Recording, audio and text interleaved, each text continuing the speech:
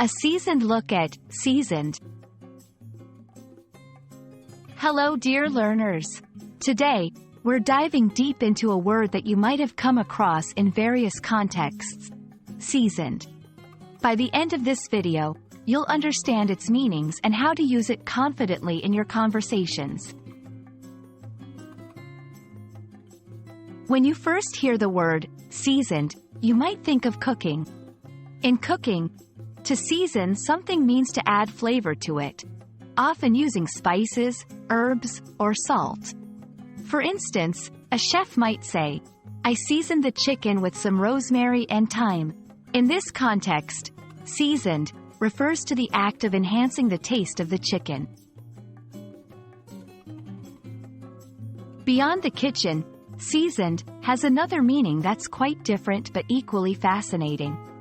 When we describe a person as seasoned, we are referring to their experience and knowledge in a particular field. A seasoned individual has been through many situations and has gained wisdom over time. For example, she is a seasoned journalist, having reported from war zones for over a decade. In this case, the word doesn't have anything to do with cooking or flavor. Instead, it tells us about the journalist's vast experience and expertise in her field. To ensure you're using seasoned correctly, keep these two main meanings in mind. 1. In cooking, refers to adding flavor.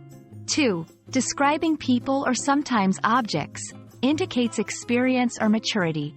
A quick tip: if you're talking about food, you're likely using the first meaning.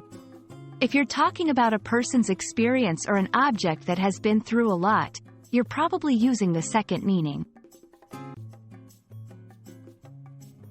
So there you have it, the flavorful world of seasoned.